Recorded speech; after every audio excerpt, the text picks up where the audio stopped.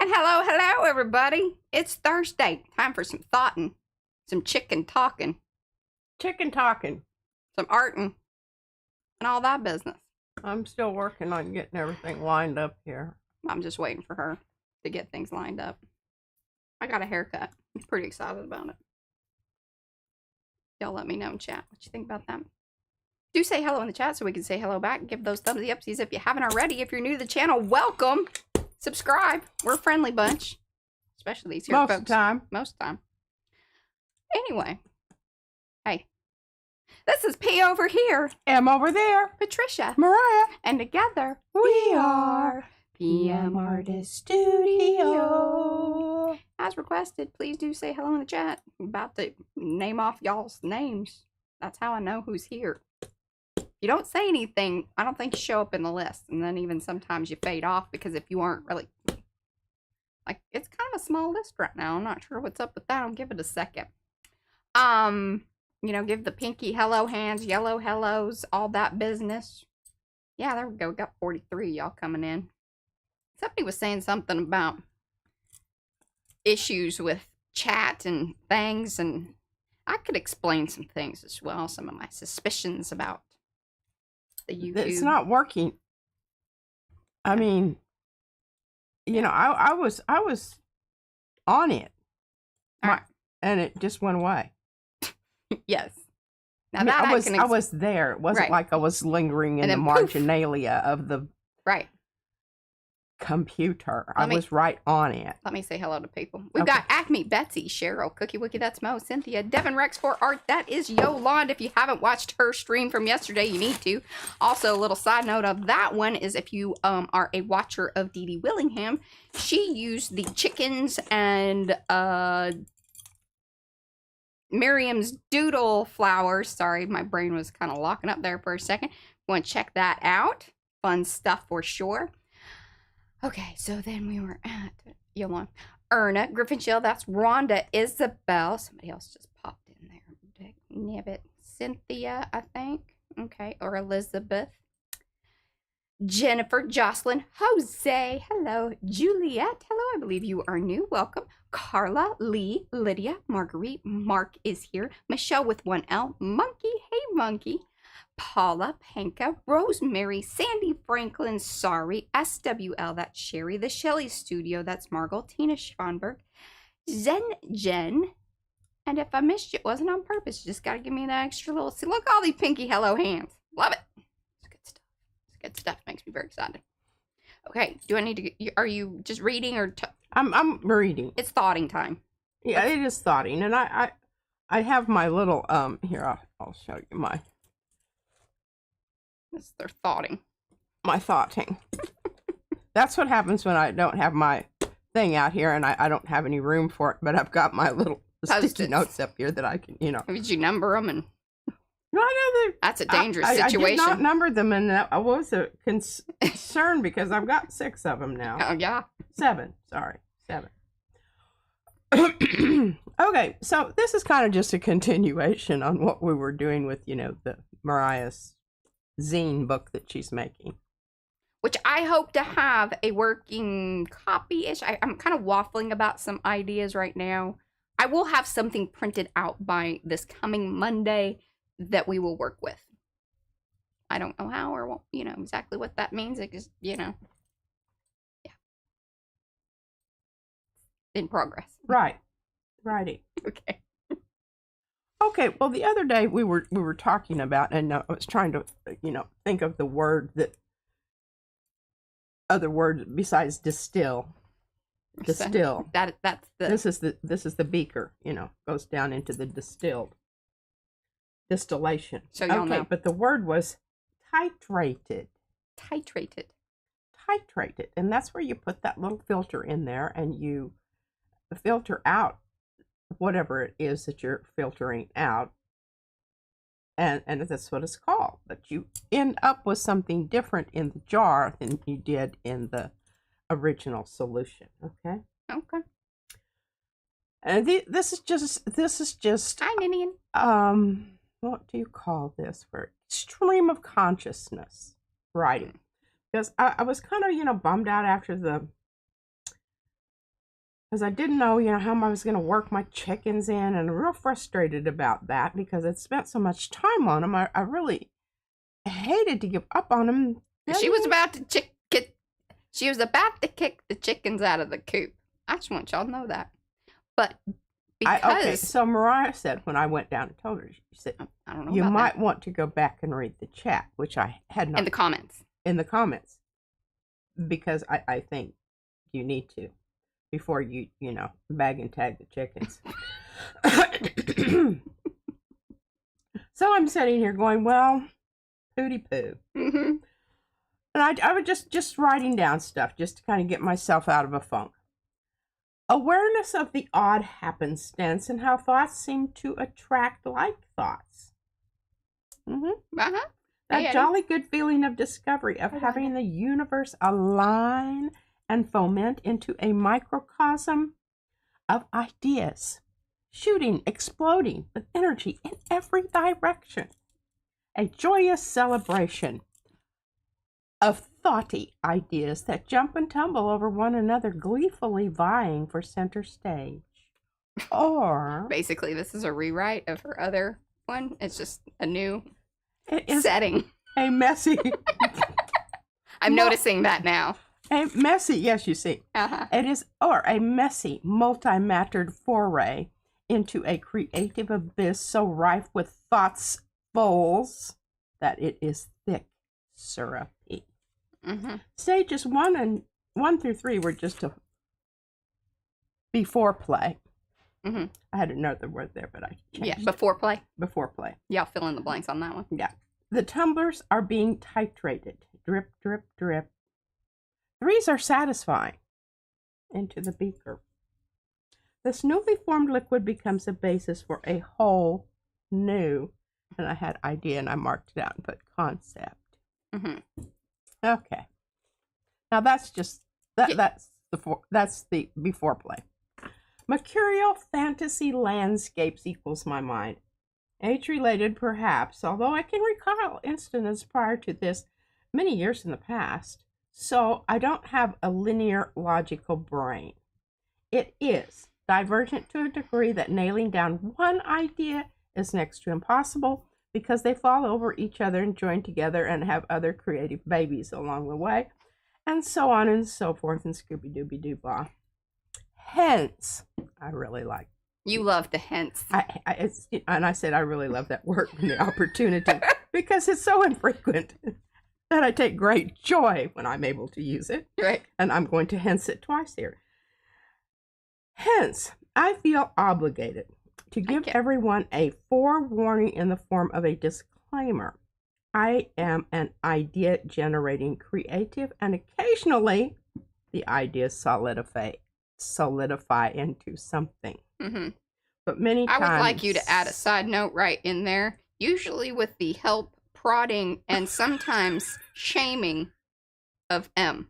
Yeah, I definitely should put that in there. Yeah.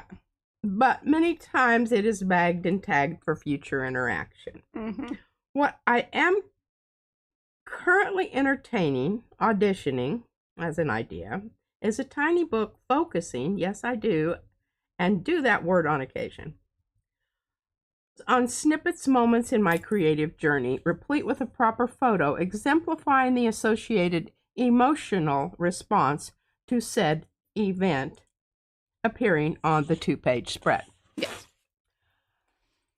So, chickens have flown the coop, but they're back. And no worries. They went out free ranging for a day. They did. They had a bit of a walkabout. And I just think chickens are just such a lovely metaphor for societal examinations. So I just wrote down some words here. Free range, housed, caged, penned, integrated with other feathers, protected, wild, domesticated, pets, symbols, Easter eggs. And there it goes, another foray into the forest of creative thoughts. Oh, look, ferns, acorn, moss. lichen, leaves, bark, branch, rocks. And that is how it goes. That's how her brain works. That is how my brain works. And it isn't, I struggled academically in a lot of subjects. Not the ones that I liked, but the ones that I saw no point in my life. Really had a hard time with those. And I think that what you do when you are in that position is you develop this sort of case around you, this coating of, bouncy offy, like, Israel's Iron Dome kind of thing. You just you let other people's opinions not affect you so much, because your initial reaction to them is you don't really understand what you're talking about. You don't really understand me. Some people call that a chip on your shoulder. No, mine's not chip. It's totally Sometimes covered yours, over. Sometimes yours is Totally covered over. And then, if I'm really, really honest, it could be that. Sometimes. It could be that. It's a defense mechanism as well. It is a defense mechanism, to be sure, what I have going on here. But after a while, you get really good at that, and at the detriment of being able to understand and really listen to what other people have to say rather than shut them off in the middle of their first sentence. It's usually judgment. But I hope I'm getting better at that. I think sometimes, most times. I think that I am, and I'm definitely aware, and awareness is the first step. You're not going to be able to do anything about anything unless you have. I think the key with you has been curbing your reaction, because that's usually like in that moment you are making that. It's lightning fast. Yes. Yes. If you know that you're kind of doing that, you can then stop yourself, open your mind, and go, okay, whoa. That was just reactionary. I need to, what really is happening here, and why am I a no? And, yeah. That. Okay, well. Thanks for our little therapy session, y'all. Thursday. All right, I have my story here. I really have not gotten back to it, per se, but what we're going to do today, I think this is going to help the story along, is we're going to flesh out our chickens. We're going to look at them. Feather them out. We're going to feather them out, fluff them up, and give them a little. These are like those show chickens, They require a lot of work. They do, and I've got some of them cut out. Oh. I mean, just rough cut. I know, God knows I did. And I think that's the other one. I just really, my fingers hurted just thinking about cutting all these chickens. I'll cut your chickens. No, I don't know if you'll cut them like I want them cut. Well, see, that's the other thing, If you're going to ask me, I have a hard time, what you call that? Relinquishing. No. No, that's not it. Trusting. Well, it's a relinquishment of trust. It's where you give other people's jobs. What do you call that? Delegating. Thank you. My God. Delegating. Yeah. I do have trouble with delegating. Yeah, I do too, a little bit. Like, I don't like telling people what to do. I think you should just know what you need to do. Well, I just don't have a lot of faith in it. Right. Yours is that. Mine is I just don't want to have to tell you what to do because I don't want to come off as pushy or... Oh, I don't mind. No, she doesn't mind doing that part. Together we would make the perfect. I just don't. Getting a little hot in here, Mariah. Oh, you want me to? Yeah, I'll do that. Yeah, I'm feeling slightly. Maybe it's all the uncomfortable. I think it is. I'm feeling a bit flushed. Like, okay, so. Dealing with feelings. Yeah, really.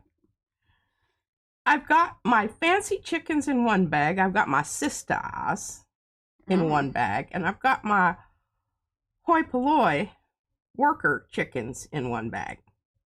How do they feel about being separated out into different bags? Well, we discussed that. There's a hierarchy and everybody knows. There was a bit of a hierarchy. And,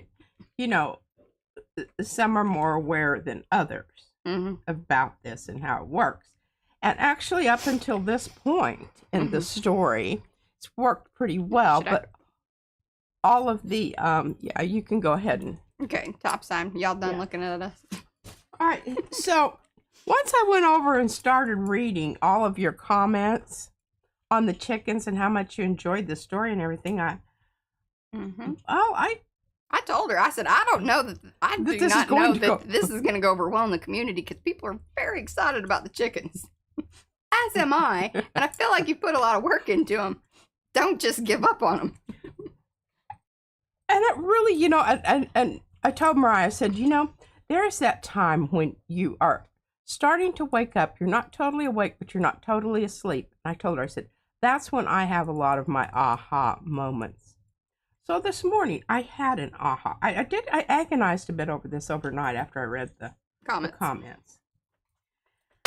And I thought, well, I think I'm going to really have to make this work. Okay? Somebody had mentioned they thought the chickens looked fabulous on the blue. I agree with that. I agree with that totally. Those chickens belong on blue. So what I did is, and there's a reason for this. Now what do I do with the rest of my chickens? I have to put paperweights on them because they keep floating away. I'm running over them. Okay, you can see I've cut some out of here. But see, all of them look good on this dark blue background. They do look fabulous. And here's what I thought. Instead of making and working the chickens into each page, what I thought I would do is create a little deck of chicken cards. Okay. With each chicken on there. And on the back side, it gives you information about that chicken. It's like like Pokemon. So you can read your story and you can look at your chicken cards and say, oh, yeah, look, this is what I love that. That's a fantastic. This is the first I'm hearing of the chicken cards, and I love it. Well, I wanted to surprise you. Well, because sometimes I don't. Sometimes I'm so excited about my idea that I can't wait to tell her. That's true. But anyway, that's what I'm thinking here. So that was interesting. In order to facilitate that, I got my little plastic ruler out, which I put a blue sign on the, because it's over here and I struggle to find it. I actually had a hard time finding it the other day. Yeah, so I put a blue line, and as long as I remember to put it in with the blue line out, I can find it. Right.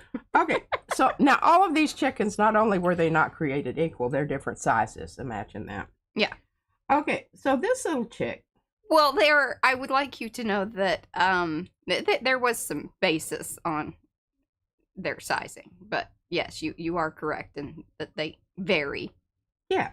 Well, it isn't a big variation. It's just enough that I can't consistently cut out one size. So I had to discover which one represented the largest chicken because we wanted to make sure that was covered.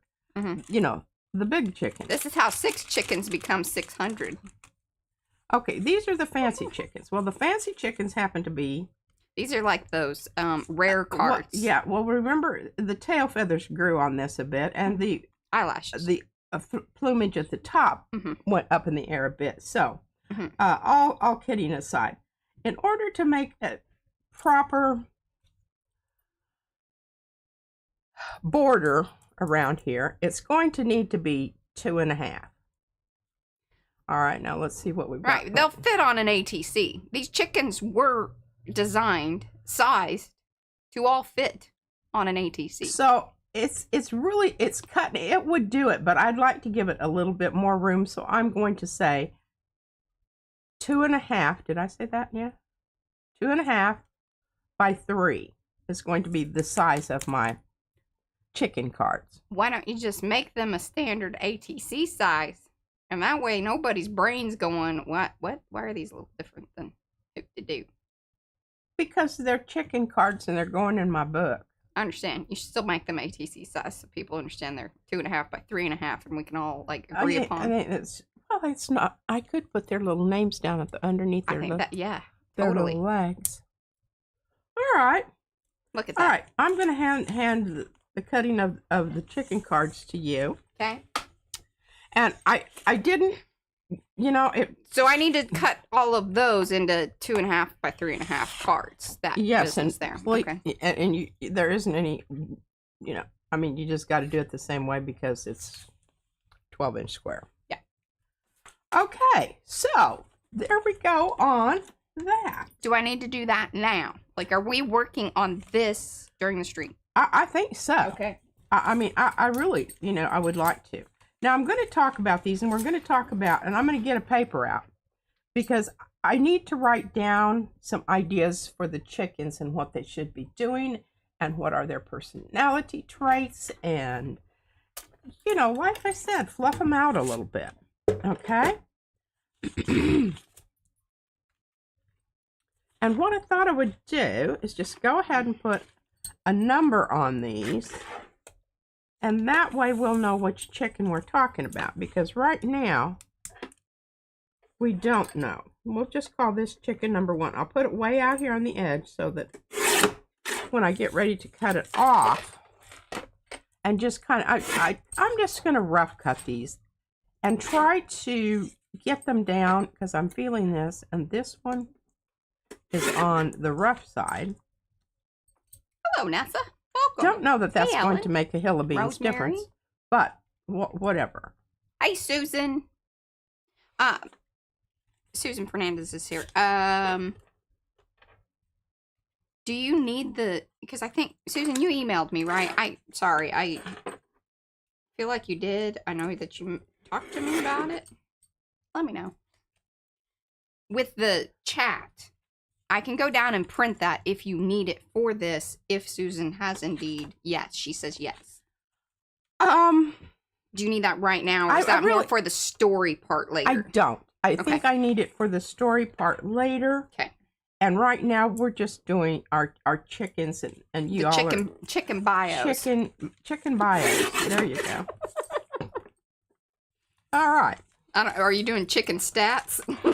Well, you know, I don't know. I don't want these to go too far away because I think Colleen. we may have another whole category of chickens here, and I'm not sure. You know, we'll talk about that when we get to these guys. Okay. Okay. We'll burn that bridge when we get to it. Well, yes, absolutely. And the other thing that I really wanted to talk about, because I didn't talk about this the other day, and I meant to, very much so, because before I decided to go with the blue, pardon me, the blue paper over there, the Scrapbook paper. Thank you, God. One of those words that just escapes I know me. it's not one that sticks. Yeah. In your brain. I was thinking about doing more of this as a background, but the reason I went with that particular paper is because it's a little heavier duty. Yeah. And I think it's more card-like.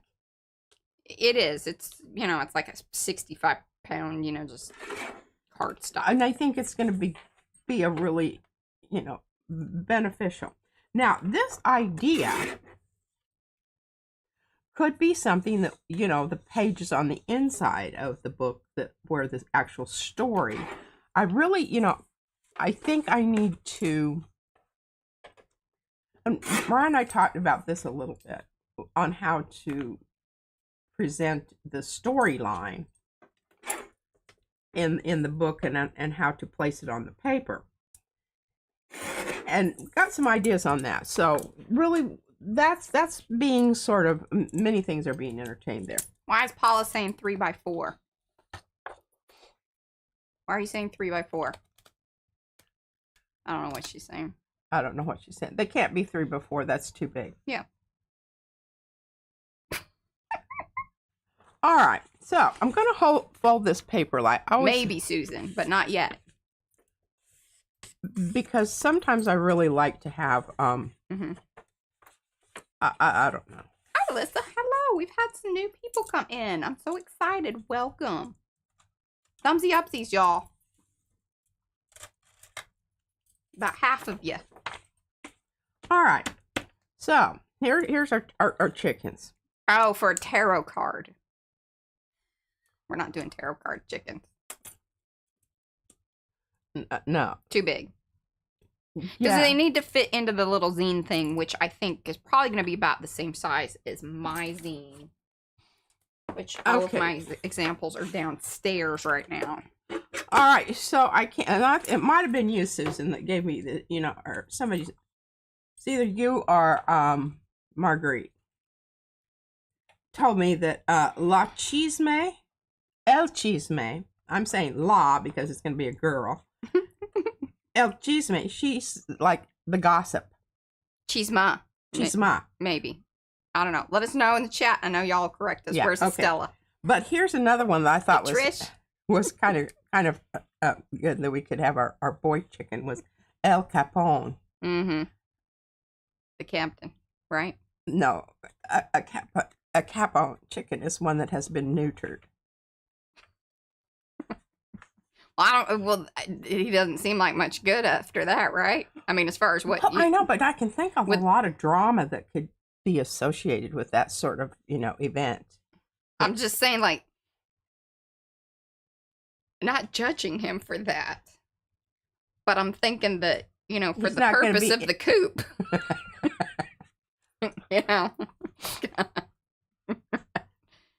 I don't know. Yeah. Anyway, that's something that I'm thinking about there. Carrie asks, are you writing on the back if the chicken cards?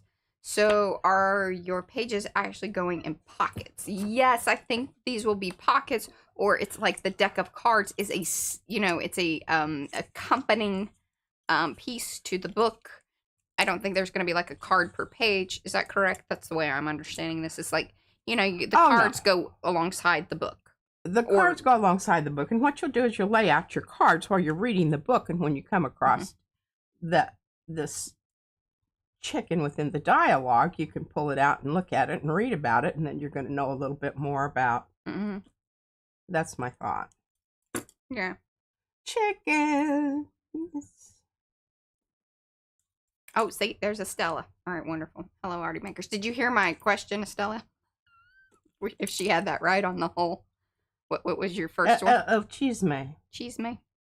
Should it be El chisma? Female gossip. Oh, and Eddie knows this too. Sorry, Eddie. It should be la chisma. Or el. Female gossip is chimosa. Chimosa? Okay. I don't need to write that down. Damn, just keep putting this. Oh, Rhonda, this is kind of how, like, some of our stuff really, like, back in the day when, we didn't. This is what we'd spend our time doing, is talking about things like building stories about chickens and such. Okay, so la cheese. Okay. Cheese mosa. Cheese mo. Okay, here, let me spell it. Hold on. It's CHISMOSA. Right, but then pronounced with the like cheese. Chismosa. Chismosa. Mm-hmm. Okay. I did take Spanish. We do live in Texas. It's different. Yeah. Okay. Well, I'm just going to keep this here because now I've drug it out. I don't know how many times I'm writing down notes. Yeah, it seems like you should. I think, okay. Well, we don't know what we're just right now. We're numbering the chickens because we don't know what their name is going to be because we've got lots of options on that. Mm-hmm. All right, this is chicken number 1, and this is the one that I really envision as being, the head chicken. Yeah, the new rooster. Oh, this is new rooster.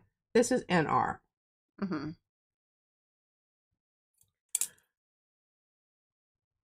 So, I don't know. Just looking at, let's get some things down here on. All right, so I need to draw a line over here. Hey, Darcy, no worries. This is the chicken. These are the characteristics. Mariah likes to do lists. I like to do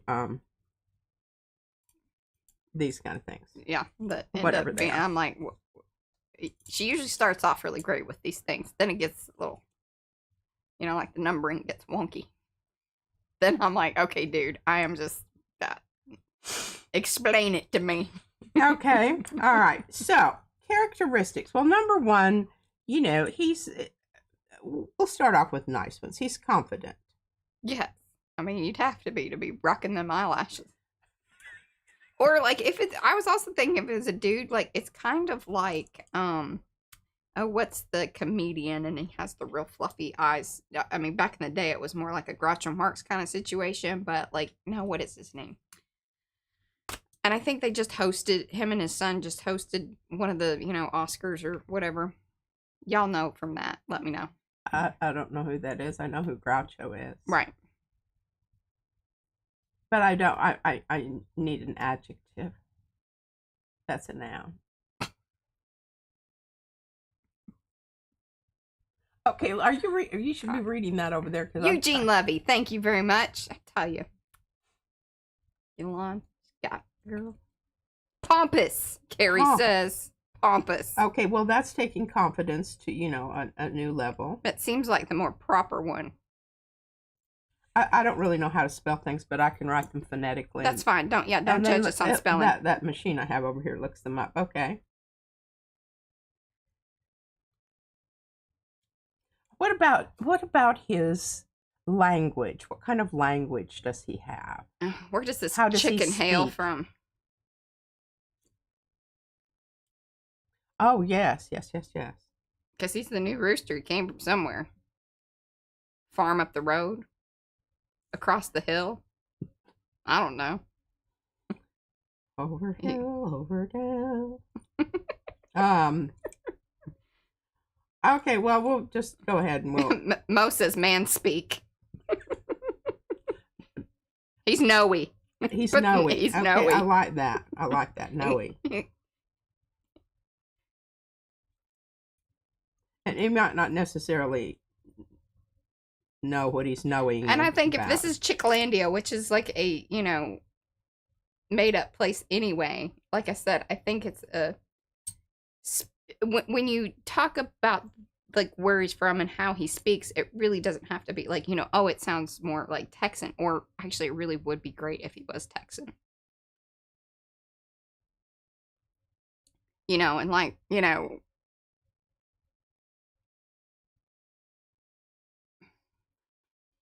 well, I would like him to talk like... I don't know that they are completely appropriate.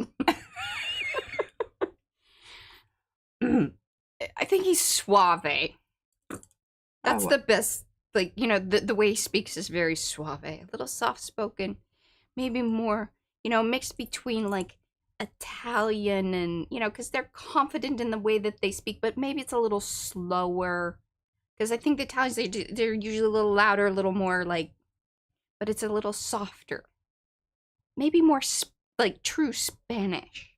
I think they speak a little softer. I'm going to write down Italian-ish. Ish, yes. Rico, the suave rooster. Oh, Rico. Rico, suave.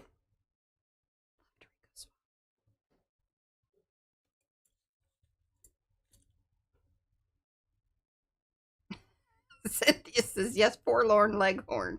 Foghorn, I think she meant, but forlorn. I don't know if that was on purpose or not. Cajun chicken from New Orleans. Oh, I like that idea too, and that's very fitting.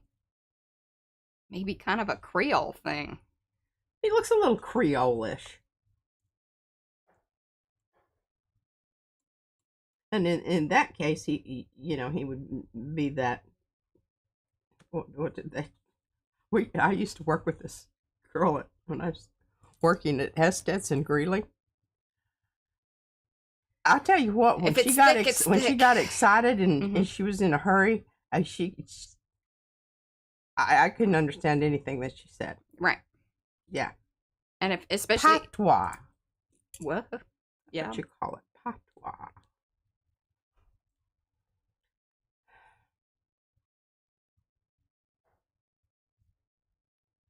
I don't know. Oh, Lisa's maybe he wears an ascot scarf. You might have to put a scarf on that chicken. Well, he's kind of got a bit of, exaggerated... yeah, waddle. And I don't know that I'm going to dress That's the ascots of chickens. Yes, he's that definitely is, he's... got a pocket square under that wing. Oh, I love it. All right, I think that's good. We've got, and we'll, think about some more names, Cajun Creole names, and whatnot there. Okay, number 2 chicken here. Now this is going to be. She already has a name. What did I name her? Helania. Helania. Yeah. Okay. I think she looks like. She's kind of goddessy-ish. Sort of goddess, and I think she definitely she's one of them chickens that has been part of Chickenlandia for a long time. She is an established resident. She knows everything. And I think maybe she's like that old secretary at the high school. He used to tell the superintendents. And he was about the 18th one she'd been through. He just needed to shut up and listen. Right. Yeah, I mean, she didn't mince words. Yeah. I think once you have been in a position for long enough, and the ones above you keep coming through, but you've been there, you do get to go, sorry, she knows where the bodies are buried. She also knows where the stuff is. And if you want your phone to work, upset her a whole lot, then your life is not going to be good. Oh, I love that, Lee. She says the mother clucker. Oh, yes, and Dame Helania. Oh, yes, I like that. Mm-hmm.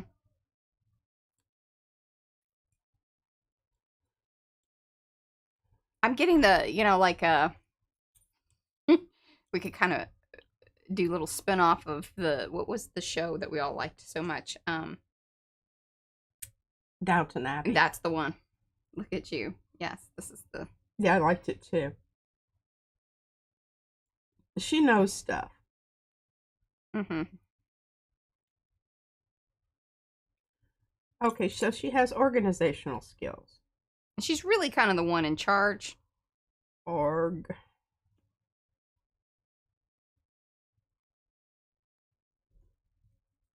I hope y'all are enjoying this. I don't know that there's going to be any art today, but I'll pull some prints later just for chuckles and grins. Yeah. So I get my chickens down here. And I think, once again, we are mixed media. Yes, we are. That includes storytelling. This is number 3. I'm going to leave a little room here so that, I can, if I decide to. Oh, wonderful. All right. So now we have this one. And I don't really have a feeling. I think this could be gender-wise female or male. I'm getting more of a male vibe. Just because it's very linear with his lines. This is the accountant. Or, kind of the CFO of the chicken yard. Like, the number cruncher.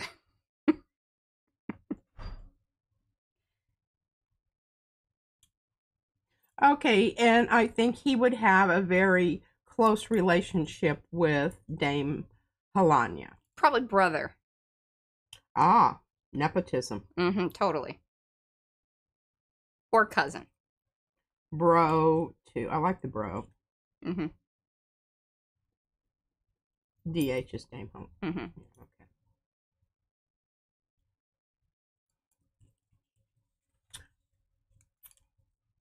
All right, so do we have a name possible here for said chicken? Hmm. And I think, I think that also we need to write down, he's less visible, more in the background. Right, like I said, he's the,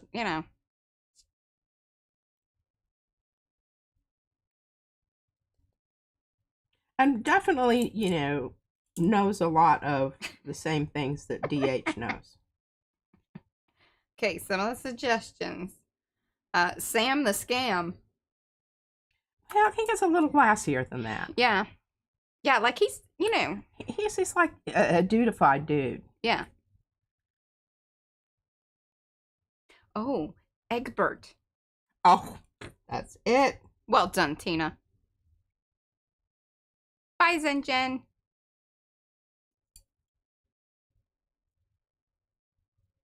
All right. Now we've got our fancy chickens taken care of. And you have them numbered. Okay, good. You do have them numbered. I have them numbered. I'm putting them back in their little bag. Okay. Okay. Now we're going to do the sisters. And I think this is going to go really quickly because the sisters are... These are the little, like, minions that I envision. Well, it's kind of like when you have court, and then you have the ladies of the court, right? Yeah. Like, kind of... Okay, the sisters, and we're just going to... give them number 4. I'm just going to call them the... You know, one of them has to be Mary. Just because, like, that's funny for all sorts of reasons. Sisters. Okay, so Mary needs to be one of them.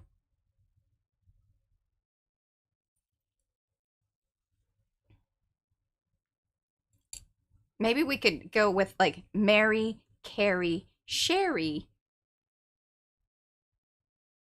And then one, like, okay, so, and then one of them just is a weird name, which is, like, the sister that just was like, okay. Mary, Carrie, Sherry. I want to say Larry, but No. Then. Ori. Mary, Carrie, Sherry, Lori, and Tori. There we go. That's a rhymey bunch of girls. Yeah, now I don't know that we necessarily need to, but I do think we need to. There's always one in each group that needs to be the chicks in waiting.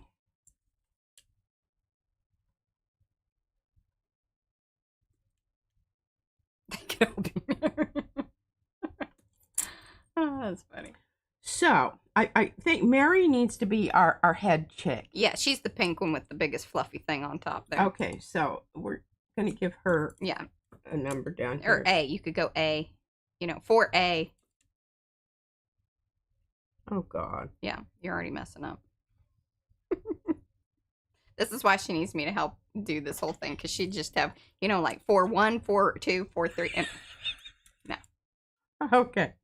So who's closest to? Okay, so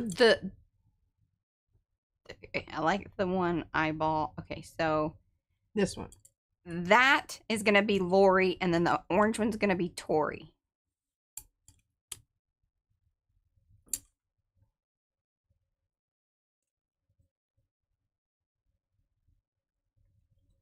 Carrie is the top one, and Sherry, that's Carrie. That's B. And C. Mm-hmm. All right. Yeah, I don't think that they're going to have that much actual. Right, they're more of a group character, like. Yes, they come at they come as a group. Whole. Mm-hmm. But I think Mary, let's flesh out Mary just a little bit. I think, she's going to be... Maybe also... She's going to be the speaker for the group. Also, I think she is a sister of Oh, Helania. Yes. And Egbert's, Helania and Egbert.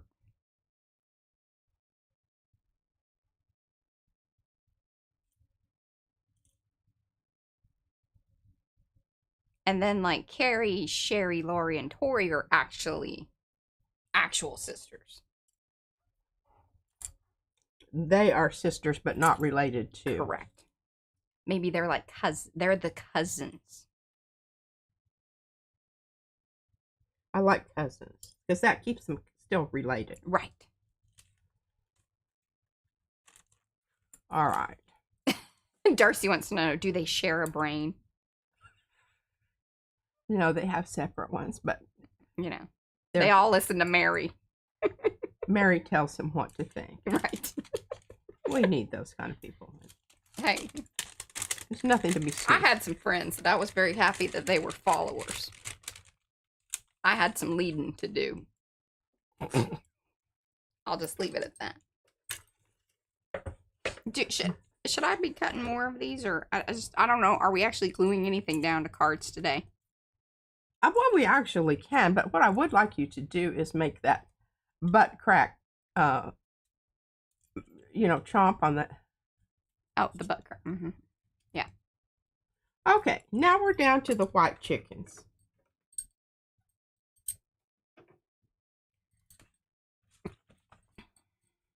I think one of those chickens should be weighed. I don't know why, but that just came to mind, and I like Wade. Wade the chicken. That one right there, looking down at the ground, looking a little sad. This one. That's Wade. Okay. Now, how am I going? Okay, this is 5A. There you go.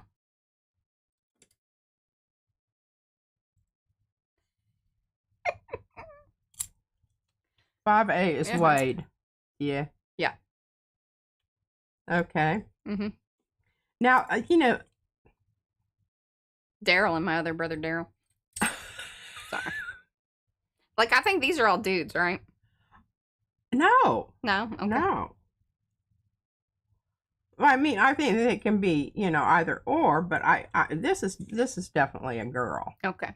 Okay. But these That's are Wanda. okay. These chickens are, and we, I don't know that I need more of them, but here's their jobs. What I need at least 2. Wade and Wanda. Well, Wade is definitely going to have to be a kept home. Okay. But these are 1 or 2 of these. I don't know that we can go with Wade. I think these are going to have to all be girls. Oh, okay. But that's not true. Well, you then? Wade could be the straw fluffer. Mm-hmm. It seems right for Wade.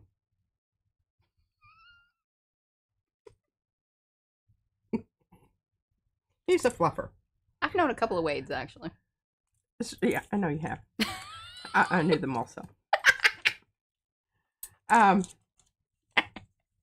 right, Sorry. so now we need a layer. I think I need 2 layers. Well, the one that's kicking her little foot out, she's got to be a layer. Or the one that looks super tired and with the X's. This one? Yes. Okay. Just... So, this is 5.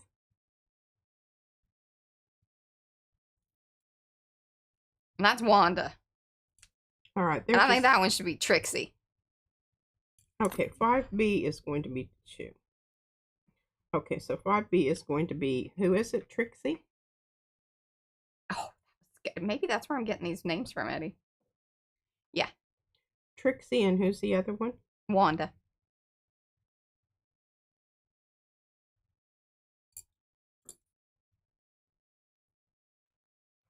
And I thought about having brooders, but I'm going to not go with the brooders because that's just going to create another hole. We don't need to, have baby chickens.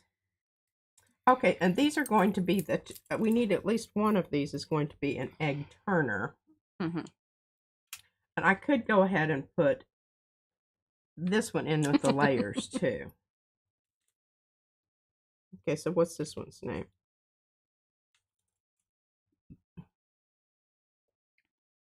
Eleanor.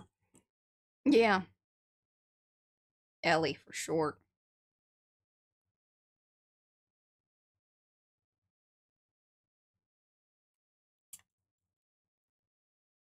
All right, and so this is going to be the turner.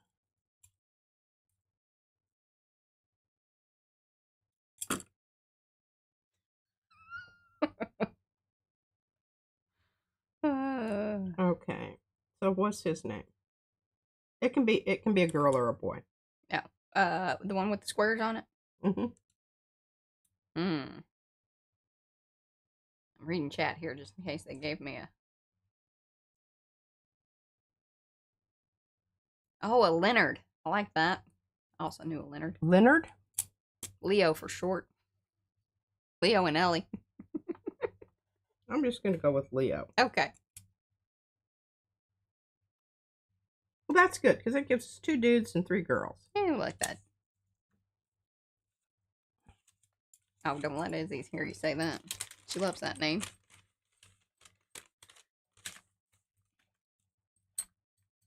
Oh, I'm supposed to be nipping some of these in case we do actually glue some things down. All right. Yeah. All right. This is the main cast here. And I think, as far as the sisters are concerned, I think that they can be, I see their role in this whole thing as being disseminators of gossip. Okay, you should write that down. That's a title.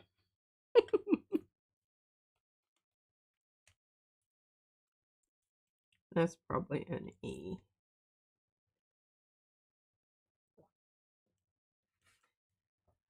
And it could be, events, that sort of thing. Mm-hmm. So,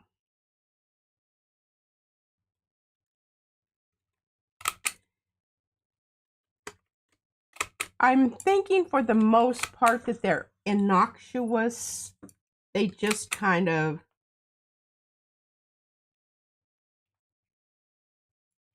everyone knows who they are and what they do, and they really don't pay them.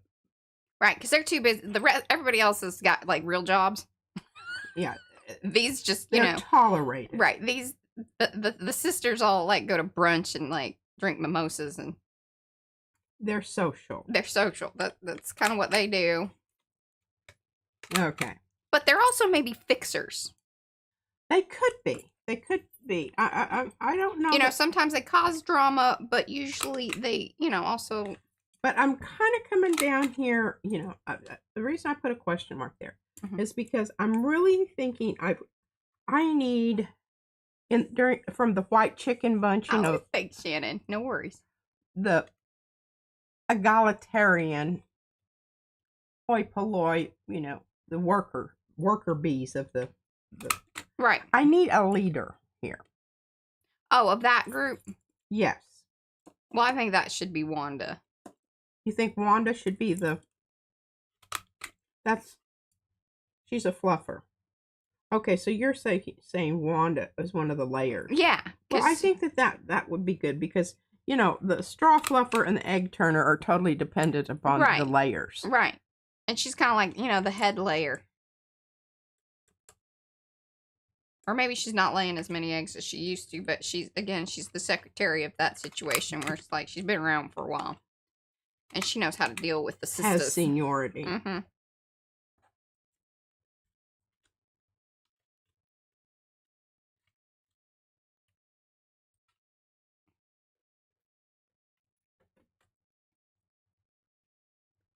Oh, yes, Janie. Very complicated chicken life. Okay. Because remember, we're going to have a sit-in. Yes. And I think that, Wanda, Ooh, and maybe the sisters get split up in the whole in the sit-in thing, because it's kind of like. Oh, there could be some drama there. Right. Like, so, Wanda and then the cousins, are trying Wanda could, she could convince the cousins to join her cause.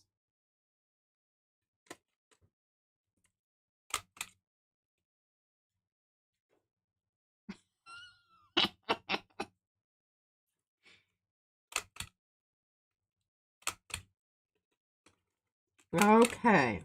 So Straw Fluffer and Leo are the sign makers. Mm-hmm. I mean, Wade and Leo. Well, I think Wanda might be the underdog, that saves the day.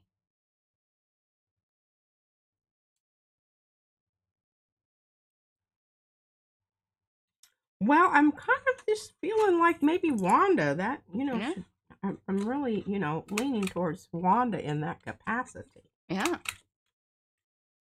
So I think that she's the one that, really,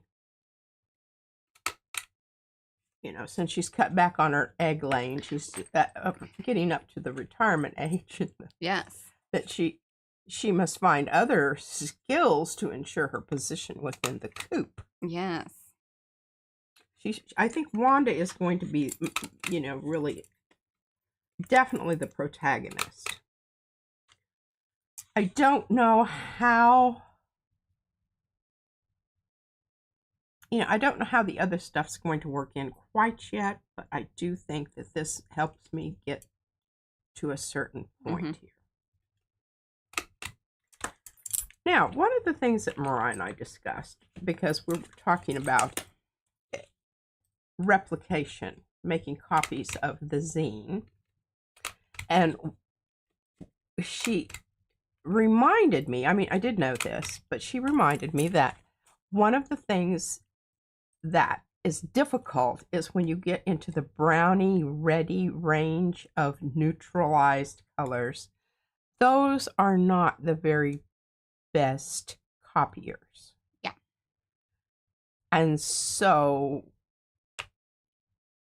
it needs to be. I don't want that to be a driving force. I will work that out. Kind of depending on, like, what. It really depends on how much, you know, solid printed business happens. So don't get. Don't let that be right. Okay. I mean, it is a concern of mine, but let me work that out. All right. Because I can always alter it. It may not be an exact reproduction of what. But we the talked original. about that ahead of time, and I'm right. I'm fully okay with that as part of, you know, the whole thing there. Oh, that's What? So Sophia says, if Wanda's becoming the heroine of this tale, please tell me that the title will be A Chicken Called Wanda. Oh. Yeah. I would love that. Well, maybe if we made a little nod to it, and maybe not title it that way, because that feels a little. Yeah. I don't know that that could be considered. Well, I don't think there would be copyright, but. Yeah. All right. So we're going to put this aside right now, and I've got some more. I still don't have this one. The Jester chicken. Oh, yes. And the Jester should be Lester. Lester the Jester. Mm-hmm. Okay, I'm going to put him in with the fancy chickens. Oh, yeah. Well, he should probably hang out with the sisters. Because, you know, like, he just follows them around and, you know. Yeah, with his head up their butt. Yeah, pretty much. All right. I'm going to... Can you cut him out? He's a little jokey, funny one that, you know, they allow him to be around because he does make them laugh.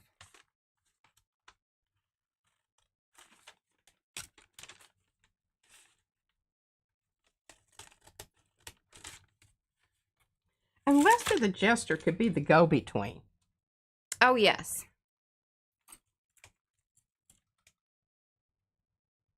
In fact, maybe Lester is, He's 4F.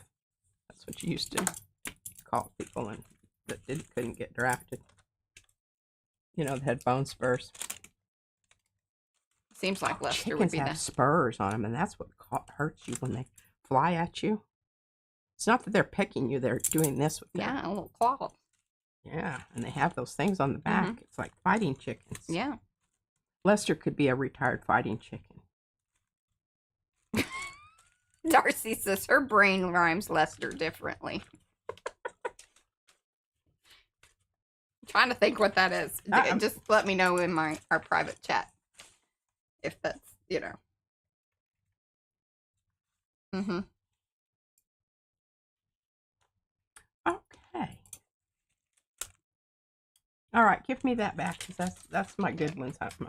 I am sending some of these chickens to my scrap swap to Liz. To Liz, and I have a whole I've already started.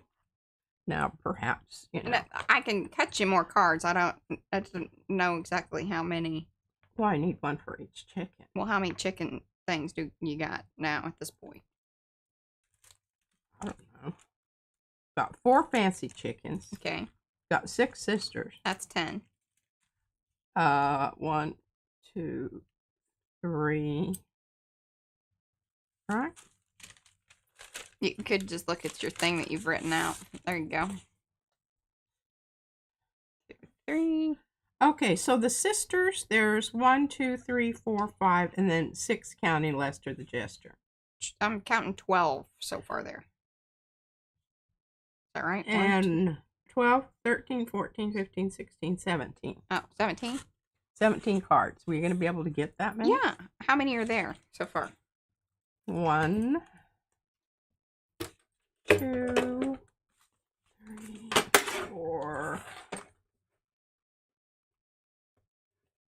5, 6, 7, 8, 9. Oh yeah. Okay.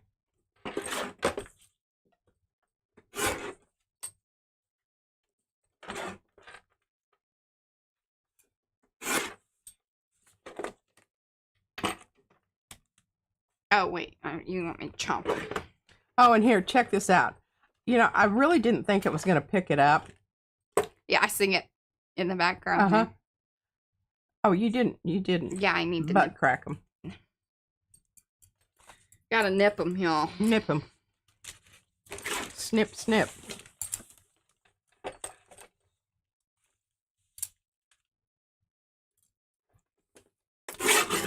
I want you to know these are recycled envelopes from the,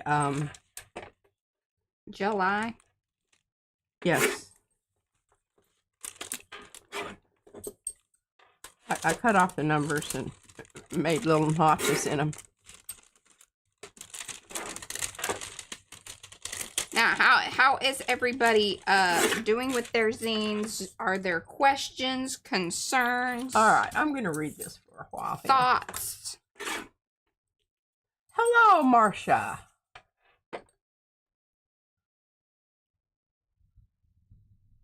Where you been?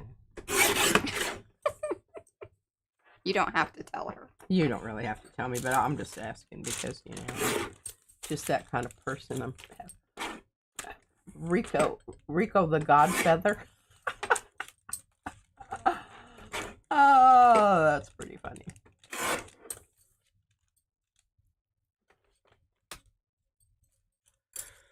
All right. Nobody said anything. I'm sorry. I'm kind of... I stayed up late and I got up pretty early. At least for me. Now you should tell people about your lovely curry that you made. Oh my gosh. It was absolute. I mean, it's the best I've made for quite a while. Yes. My last curry I made was kind of And you know what I decided what it was? I forgot to put ginger in. I put a ton of ginger in this time. And I don't think it was too much to you. No. Didn't.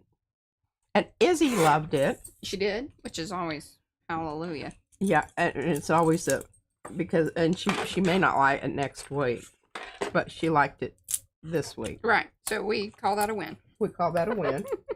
But it was wonderful. I cut my lamb up into little bitty tiny pieces. That was a very good idea, by the way. And sauteed my lamb with garlic, onions, and ginger. And then I put in my apples and cauliflower for just a spell. And then I put in my meat and sauteed them all together.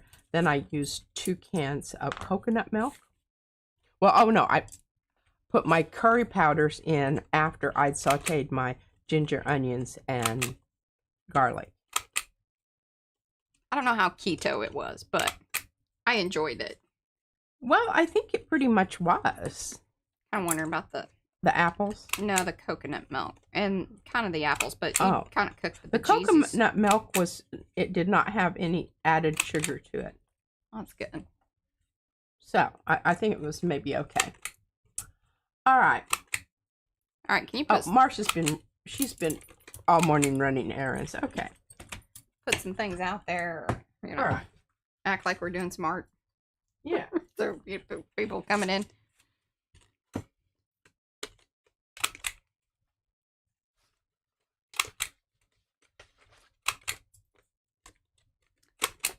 And if you have come in, do say hello in the chat so we can say hello back. Give those thumbsy upsies if you haven't already. Some of y'all are, you know. I've got to get rid of my thumbsy upsies. headphones. That is the one determining factor on whether or not the YouTubes tell other people about us. Otherwise, we're on our own. Sharing and caring. Oh, now here's one And of those our. aren't just women we know. Here's one of our possible. Yes. Uh-oh. And I think on Sunday we will have, I'm quite positive we will have new things because we've done kind of round 1 of processing all the new designs for the month. But I have had a couple, actually a few, that just need some tweaking. So then we gotta, you know, cut them again just to make sure. But, you know, moving along, doing things. So that'll be fun. Quite a few stamps again.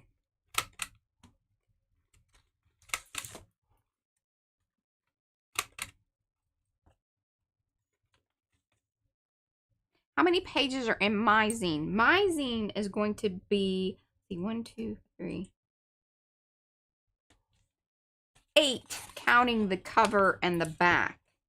But basically there's like, you know, 3 2-page spreads in the middle. In the meat of the book. I don't think people say that, but I like that thought.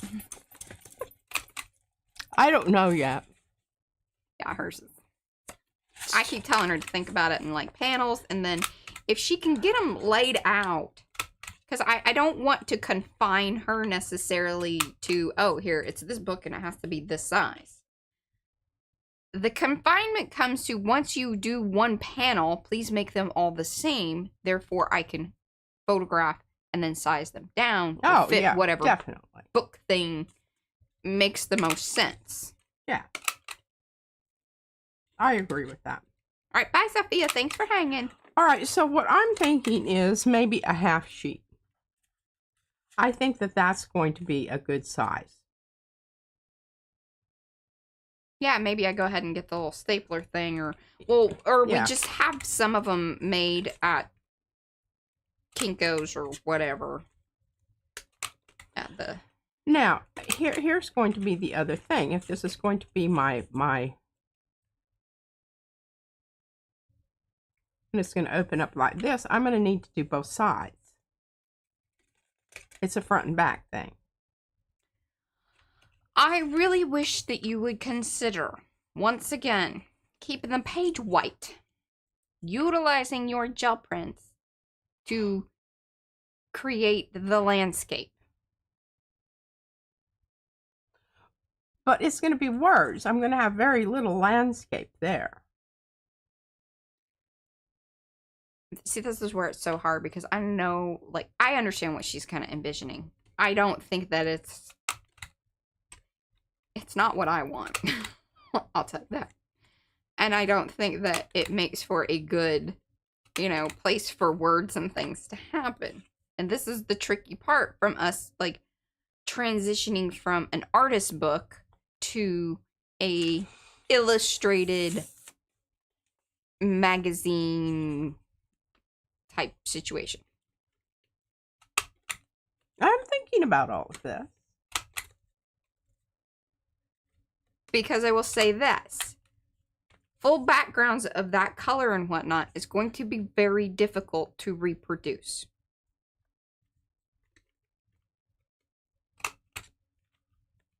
And if it ends up being that way, I may just keep it as a digital thing. And if you wish to print it, so be it. But it's not something I'm going to mess with and get, you know, because it will take me time to color adjust and fix, and then it gets real tricky with it being, okay, well, this one page, the alterations and color adjusting that I do on one page is not necessarily going to be the same on every page. So it's like I have to color correct every single one. This is the world of digital to, you know. All right. I'm following along, okay. And I'm thinking. You're understanding. I am understanding, and I think that's one of the reasons that I really, you know, I enjoy having our collaboration, because a lot of times what I get myself into is I just dive in and learn how to swim as I'm drowning. Right. And that I do a is lot of not necessarily the best way to sometimes approach things. All right, so now I'm thinking. Remember we talked about the black paper. yes. If that could be, and then have. You're just really into this white writing business. Is that your thought that keeps driving? It is, because I want it to be easily legible. But if I were You to know what? tear out, Black pen on white paper I don't like that. equally. I don't like it. For some reason or other, I can't read your computer over there because that's what you have on your computer. I don't like it. No, what I have is what you're talking about. Because I have this in night mode where all the text is white. Yeah, and it's a black background. Right. So you just proved your own point. So go ahead and keep those pages white and write in black. Yes. Yes. Now, here's the thing. I don't think I necessarily want them to be, and I could tear them, so that I like that idea of torn edge. Hi, Heather. And with the white paper on top of it, you're not going to be able to see that design through the writing, because I will use this paper. All right. So once again, we got to circle back around, y'all. Got to circle back around. I want you to build out your scene utilizing your gel prints and your chickens and who's it, what's it. Then maybe if you wanted to make your background a very light blue or whatever, I mean, unless some of this stuff happens at night, then maybe the background, on that 1 or 2 pages at the nighttime one. And then are you actually putting any of your illustrations, or is it just your art, your gel prints that you will be displaying? So that's kind of another transition that we really didn't quite discuss. No, we did not. Because if this is purely a storybook,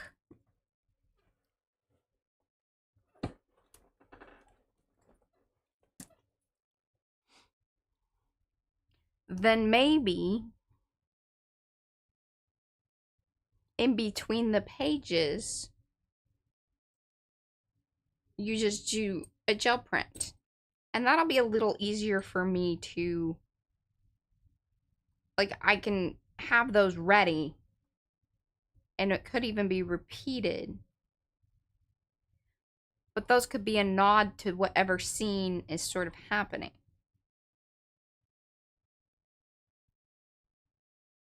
I don't know how you want to illustrate the book part. Yeah. Or if you want to illustrate, you don't have to illustrate the book part. I don't think. That is not a... Right. Your zine could be purely a written book with maybe some little flares of things like, at the scene breaks, dropping in some gel prints. Or maybe even some shapes of them to kind of give a nod of egg laying, fluffing hay. Because they do represent something. We know that because while you were gel printing them, there was... Yes, there was that right. that feeling that, okay, well, this is nighttime. This is right. This is a scary scene. This is something, is going on here that would elicit an emotional response, somewhat in accordance to whatever the verbiage. Hey, and it could even just be color bars at the top and bottom of the page. Yes. Because we could scan those in and I can drop that in. And you can just come and pick and choose which ones go where. And the nice thing about that is I can actually size them down as well. Like in a small block, this large pattern, you really wouldn't see much of it. Yeah. But if I can shrink it down, which the nice thing is digitally I can do that if we scan those in. And then what we could do is the pages, the images that we utilize, I could turn that into a printable set of papers in the shop. And then if you wanted to buy those to build whatever book thing or whatever, that would be kind of fun. Alrighty. I like those ideas personally. So, I guess basically what I just need to do here is need to look through the prints that I've got. Well, I would say you need the next big thing is to get that story written out. Yes. Because then you can say, all right, if you have your story in a pretty completed form, then you're going to know, all right, hey, here's what needs to go here. And here's how I would like it to be, you know. And it could even be little shapes or things like that. It could be dropped into the page. As little breaks, you know, once there's like you know, if it's, I don't think this is going to be a chapter book, but who knows? Who knows? Who knows, y'all? All right, why don't you pull some prints? Got 45 minutes. All right, let's just... That's all that chicken talk, y'all. Hopefully that is entertaining to you. We love this.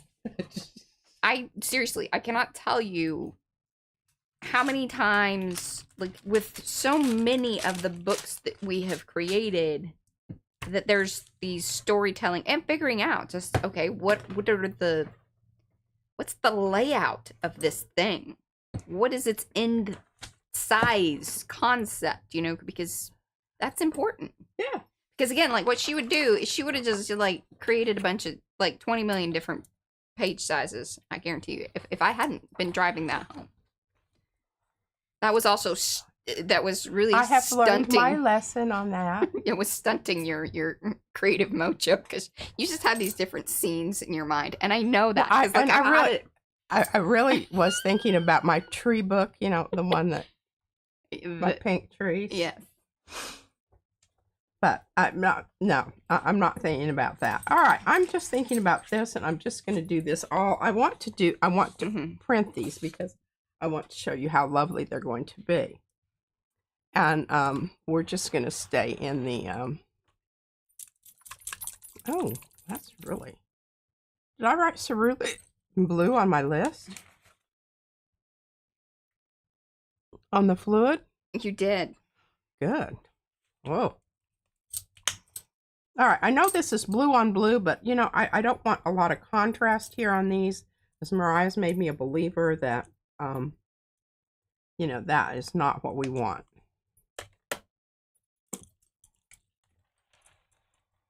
Well, with this new direction that we're going, I don't know that that matters as much.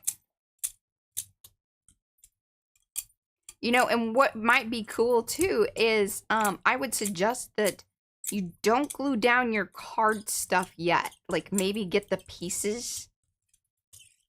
Right. Like, as you're thinking about it, because then you can utilize maybe those characters that are on that page.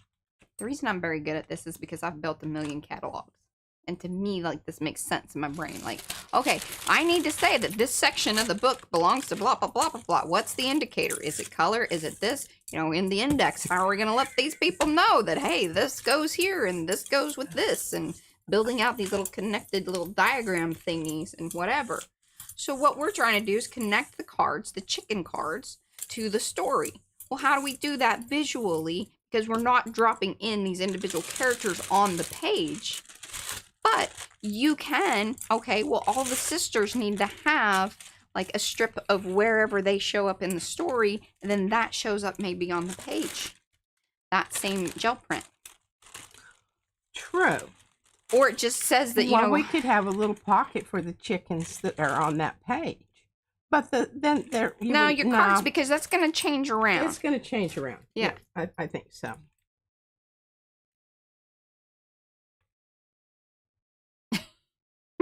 Yes, that was line mark strokes. And then these are the Weaver Bird Nests by Sophia, the big ones, the standard size. I think they're just, you know, Weaver Bird Nests. And then I did Weaver Bird Nest minis for the small. Well, we've got a white spot up there. I don't know what that was all about, but It's just a rando white spot. random white spot. Just, can you dab some stuff on it? I can, yeah, I can, but I mean, I'm not going to do it right now. But definitely, that would be a. Isaac. Cicatra. And I even thought about using these 3 stamps as a background for my cards. But then I thought, let's just go with my tried and true. And you still could, because I think if you stamped, and maybe we even did, we did some embossing. So again, it's low contrast, but it's really more about the visual that you see. Now that won't be translatable into the reproduction, but you know. What are you doing? Why are you looking like that? I've got my tape isn't sticking down to the goopy parts, and it's getting caught on my paper. Okay. I might have to. But I can address that at a later date. I feel like the camera's in a weird place, but what? I don't know. It is. Oh, good gosh. Yeah, that is better. Good job. All right. She scares me when she touches the camera. But this is my trust issue. It is. It really is. You notice I didn't ask her. I just did it. She just did it because I'm like, no, it's fine. Don't. It's fine. All right. This is some of our anthraquinone. Anthraquinone.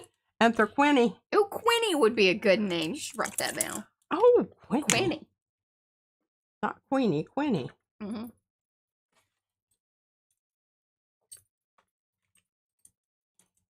I think I'll mix a little. Hey, Joni. Of this stuff with this. Hi, Dana. Don't know if you need to. I think some of y'all are sneaking in. Oh, hey, Kim. Oh, and then, yeah, we lost a lot of people in that last part of the chicken talk. Well, not everybody's bought into the chicken. Yeah, that's all right. We know that y'all that are tried and true to the chicken story. We appreciate it. Let us know in the comments, because really, you saved the chicken story. Yeah, you did. Please note, whenever we talk about, hey, like whenever you're mixing your paints, you should not put it directly to the gel plate. This is why, because if you see the, yeah, she's still trying to do it, but it's still gonna, it's not wanting to. No, it takes a couple times. Integrate. Mm-hmm. But remember, we're also working with the anthraquinone. Yeah. Which it's kind of a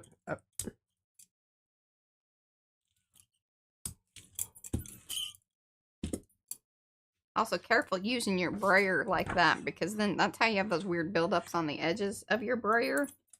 This is very true. Mm-hmm. Like that.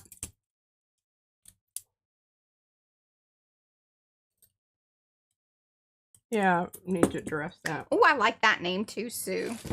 Harrietta. What is it? Harrietta. Harrietta? No, Harrietta. Spell it. Herrye. Harrietta. Well, but we've got Halanya, and yeah, I think we need to stay away from the ha-has. The ha-ha? You don't want to kind of ha-ha. See this book called The Paper Bag Princess? Okay. So, anyway, the dragon, she wasn't nearly as impressed with it as I wanted her to be. I know. And anyway, the dragon came in and... Oh, that was the airbrush medium, right? That you mixed in, or was it the other stuff? Okay. Yeah, airbrush medium. Anyway, the dragon came in and torched the castle and took Ronald, the Prince Ronald. Right.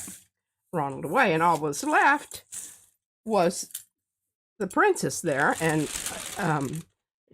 all of her clothes had been blown off and everything, and so in order to, she's completely naked. But they put a little cloud over and see, and as he said, "See, Gigi, that's how they hide her hoo-ha."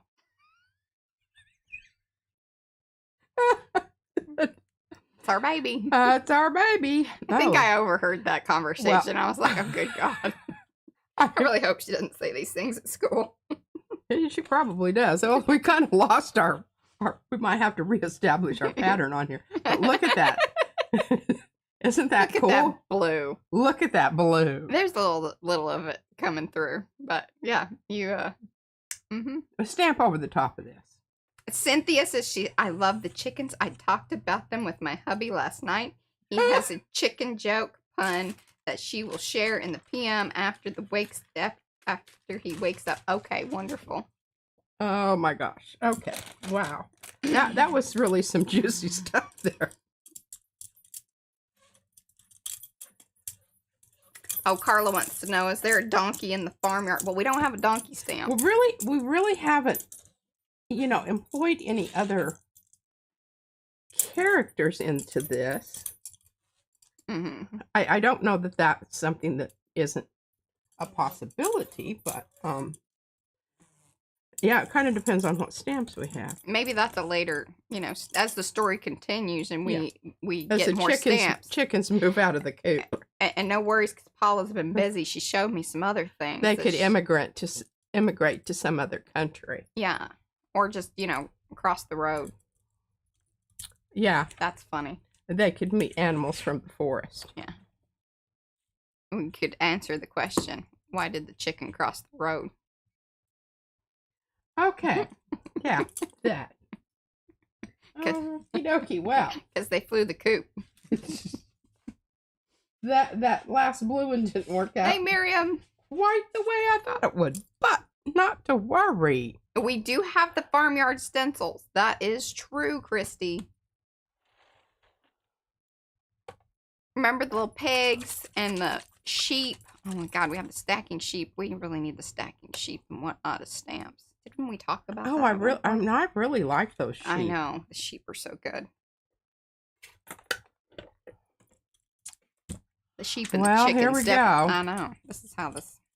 Yeah, okay. Now I'm... And I don't know what lighting thing is happening. I don't know if it's just all the white clean paper. Yeah, it doesn't know what to do with my clean... Yeah, because it keeps going in and out of like the white balance, which I don't really understand.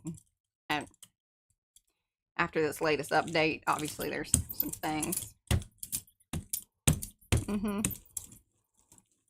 Well, I got a really good brayer off here. I don't know what else is happening.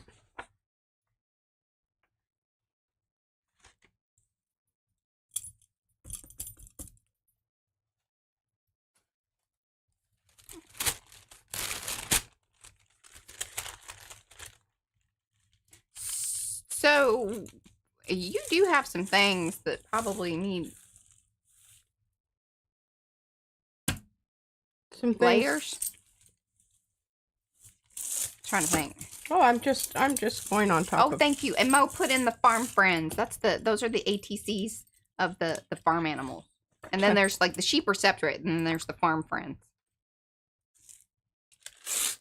Oh, that was a good one. Yeah. Oh, I'll give that to... Putting that in the scrap pile. Give that to my scrap partner. Sorry it's ripped, but I don't think it's going to make any... I usually rip those up anyway. Like, they're good edger pieces to things. Yeah. There you go.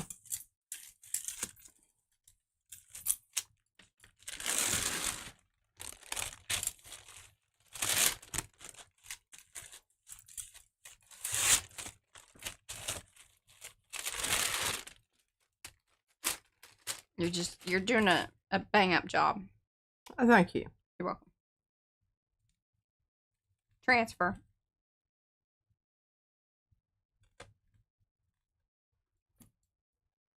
Yes, sheep load of sheep. We need to make those into stamps for sure.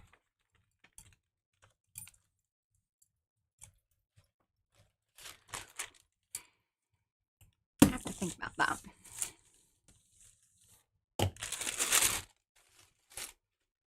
Oh, did y'all see my shirt today? It's the new one from Scotty Ross. Did you put Scotty's thing in there? I can. 1 second. Okay, I want to talk to y'all about something that happened here. Okay, can you see down here? What's up with the scribbles? Well, it was a pen that didn't work. Mm-hmm. So if you do that, We've done this before. yeah. It's been a while. But there are others on the internet who have done this thing before. Yeah. And it looks kind of cool. Mm-hmm. What were you thinking about? I was thinking about the one that we did with the puffy paint. Yeah. That was kind of along the same lines. Same time. Yeah, I mean, yeah. One way to think about it. I'm just keep going along here and, putting some stuff down for something else. You can either have, okay, so the gel plate itself is quite sensitive. So that's why whenever you have picked up a print, so there's paint on certain areas of a piece of paper, and then certain parts of the paper do not have paint on it. You will get a transfer. Because the paint that is on the paper typically resists the paint that is on the plate in some form or fashion. Some of it does come up. Okay, some of it leaves it back. Hopefully see some of that here on this one. There we go. Look at us demonstrating, talking about things and demonstrating them at the same time. Yeah. Bam. Multitasking. Look at us. Boom, boom. Might be the snippet.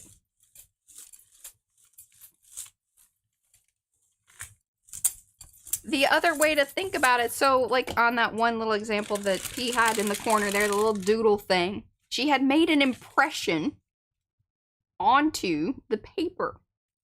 Therefore, paint did not get down into the impression, therefore was left back on the plate and then transferred to the next print.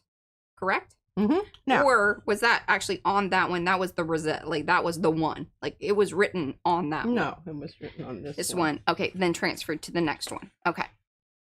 That's actually the one that it was written on. Yeah, this one right here. Okay. Then never mind. There was no leave back on that one. Yeah. But this is the one that had the big stripe down the middle of the red. Right. And then this was on either side of it. But see what you got left behind. That's a transfer. That's a transfer. This is why laser prints are typically utilized for transfer. Because in that whole resist scenario, the toner that is on the paper resists. That's why then the picture is left, wherever you have toner, is left back onto the plate. The paper picks up the paint. But what's very interesting and why the sensitivity of the gel plate really is amazing is if you let that laser print dry or you let that next gel print dry, that ever bit of layering that is happening on the paper can still be transferred. And that is true even of the laser prints. Okay, here's my pencil that doesn't, my pen that doesn't have any writing in it. So okay. I went over, and I mean, it started off, it had a little writing, but we're not going to worry about the small. That's a technicality. Small technicality. All right. Now we're going to get some green. I don't know if I'm losing people. You're losing people? Oh my. Whatever. That's fine. If y'all are into it, let me know. Thumbsy upsies in the chat. Thumbsy upsies for those of you that have come in.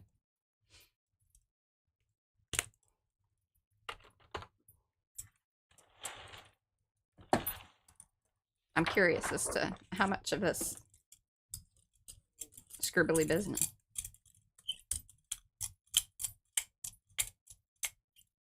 Oh. Okay. Give me a second about that, Carla. Thank you, Mark. So this was the scribbled upon piece of paper.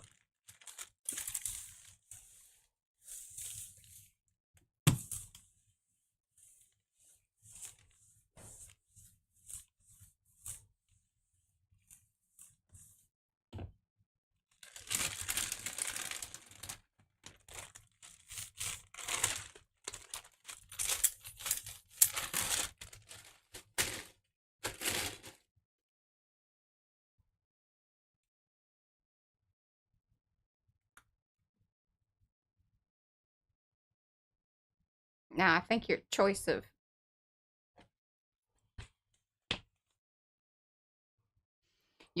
of paint. Might have some, but I really like these colors together. And look, it picked up my little. Yeah, it picked up everything. That's why your choice of paint was not necessarily like ideal for this demonstration. Yes, but you can see and see. Look at these little jobbers down here. Was that scribble? Yeah, I just did it over here with the pen. Yeah. How? Why are those fatter? Because I went around in a circle a whole bunch of times. I don't know. That is interesting. But that's my scribbly marks there. Mm-hmm.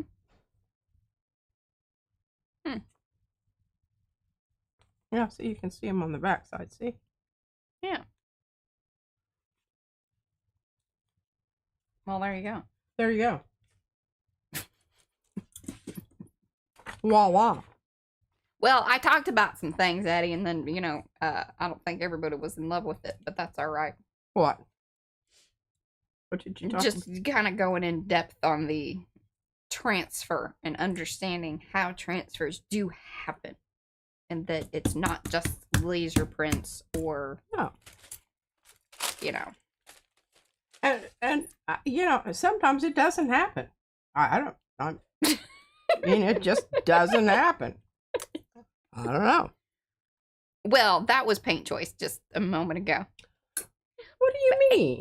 And your extraneous, overly rubbing, because you basically ironed it out. She has this problem with all transfer. she rubbies too much. Tucky. She likes to rub it. I'm gonna rub my transfers. I rub all my transfers, and some of them come off. I adjusted my rubby. I know. I'm gonna rubby. That's how she. And she if rubbies. they come off, that'll be good. And if they don't, then I don't really care. So be it. So be it. I'm getting ready to put this one back down there. Okay, this is Happy Stream by Mariah. I really like this dude a lot. Yeah. You can tell by the amount of paint. I just did a snippet from last week's Tuesday's video per a request, which, hey, if y'all have, if you go, oh, you know, I really liked that from today's stream, please let me know in the comments, especially, you know, if you're watching back in a replay or something like that, and you're like, ooh, that was really cool. Love to hear about that, because then I can make that into a snippet video that can be careful. There's some places here on this little jobber that it's one of those. You don't just be yanking at it. She is, or she was. Dang crap. So Carla asked earlier, since we gave the list of transparent colors that you like very much, what are your go-to pull colors to pull a print? I would assume that she means definitely like when you have layered up. Oh, well, it totally depends. Totally depends. I'm really batting 100 today on my sheets. I guess it's maybe time for this to retire. Maybe it's looking. Okay, here's the thing. That's a really good question, but it doesn't have a simple answer. I hope you're ready for that. We're not giving simple information today. This is brace yourself. Not sentence form, paragraph. We're talking about paragraph. Might be half of it. It just depends. This may or may not fit in a zine.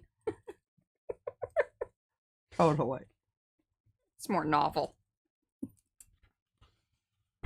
Looky there. Very cool. Now, we still have some stuff down here, very obviously, but okay, we're going to leave that alone. Into the long form answer. Oh, yeah, I'm sorry. Pull colors. Pull colors. All right. Or not really. I don't think it's about pull color. It's about pull paint. Okay, well, not all paint pulls. I will just tell you. True that. And here's my rule of thumb. If I have lots of layers down there, I'm going to use a heavier body paint. I want it. And I might even go with open because I know I'm going to leave it on there anyway. It needs to. It's not a factor. The reason the open is a good thing is because I don't know. I think it sinks in more. Mm-hmm. I can't say that like a positive for sure, absolute thing, but that's my feeling. And Mariah and I've talked about it. And I think she somewhat agrees with me that, yeah, it's that little bit of extra time to seep down in and collect that other, get a good bonding surface with that other paint. Yeah. Okay?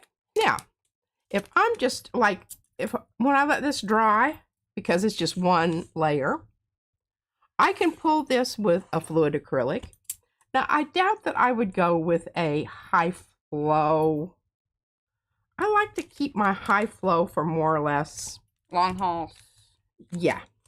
I don't. That quick layer. It's not a good, it is not a good pull layer paint. Especially on a larger plate. That's something else to consider. So it's not really like we can say, hey, this paint, this paint, this paint. It really is more like for this situation. So like what we're saying. Yeah. More layers. You are going to want something that is a heavier body. And more ideally, even that, an open paint, because it does penetrate those layers more effectively. Yes, and you don't have to have a open paint, but I'm just saying, you know, every time I've used an open paint, I've been happy. Yes. And a lot of times when I've used something else, I wasn't so happy. Because it will dry, and here's the other thing. So with the other types of paint, you run the risk of them drying. We've noticed that it's kind of these weird areas. So it dries differently from the center out. Yes. And it kind of will depend on which paper you're using. Do you already have layers of paint on your print? Yeah, am I going to pick this up with another paper that I've already got paint on? That's a big factor also. Because those paints resist. Like I just had my other little rant earlier. I'm just calling it a rant because like I felt like it maybe got ranty. Drove people away. It did. They haven't come back. They haven't come back. They might. They probably had to go pee or something. Yeah. All right. Yeah. Transparent red iron oxide. This is a fluid acrylic. Do you remember I just talked about that? Yeah. And what I'm going to put down here is I'm going to get paper down. Now, this is where you don't lollygag. You get this brayered out, and you get your paper down without, you know, him-hawing and hoo-hawing. And, yeah, don't show your hoo-haw. Yeah. Put a cloud. Put a cloud over. Get a cloud over it, brayer it out.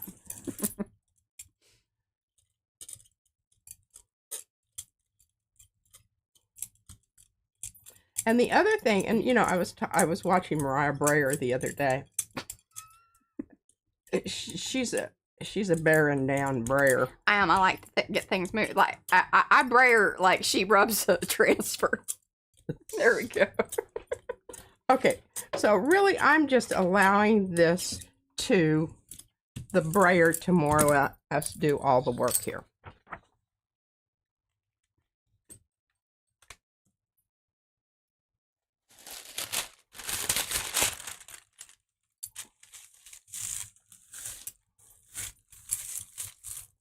Now, this doesn't necessarily require overnight, and depending on where you are, if you're in Arizona, arid Arizona, Nevada, one of those places where it's hotter than hell and the wind blows, you can probably pull this in 15 minutes. Weather matters. Weather matters.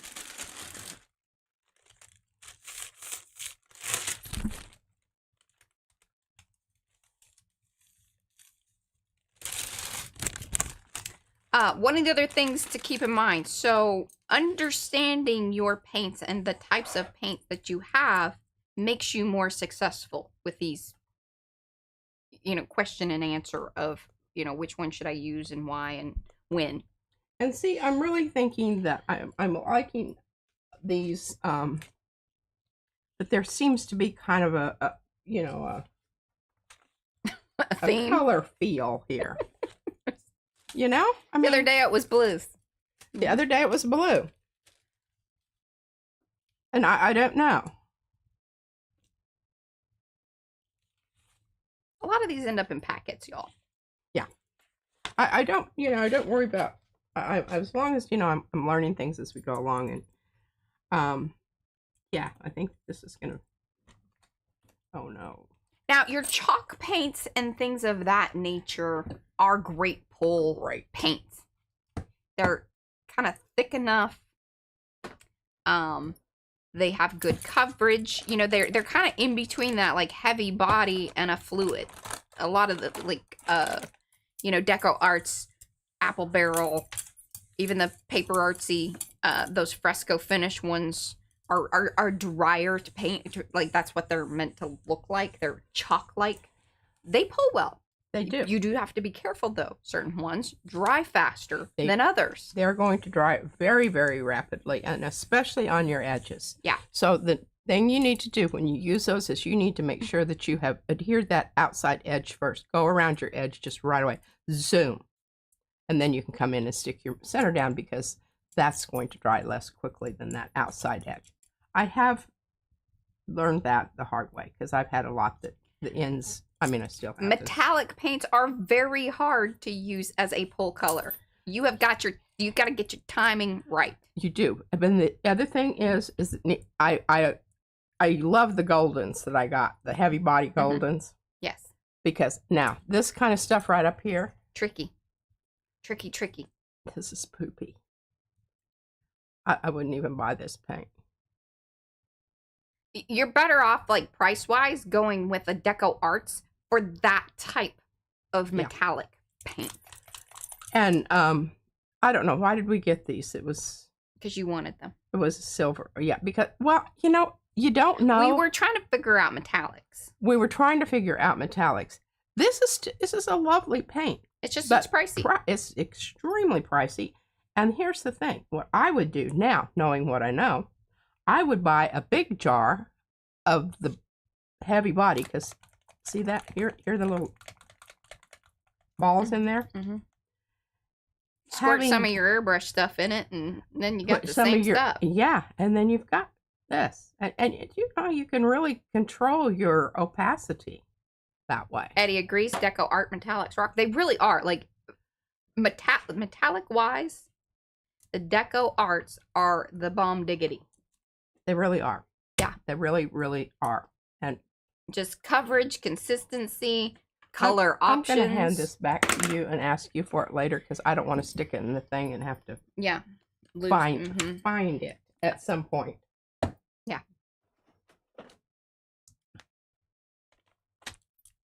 Oh, now Devin, she was using the Pebeo like ours, but she had the gold. She said she really likes it. That makes sense.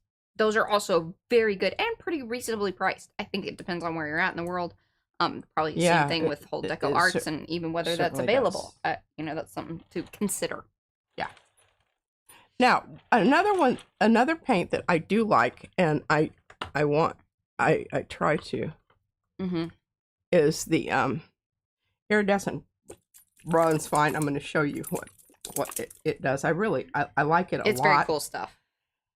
And in the fluid acrylic, I don't think I've ever had it in the high flow. You've only had it in that. But I like this, and the reason I like this is because I can get that nice little bit of a shine without it being overwhelmingly. Oh my God, a little musty out there.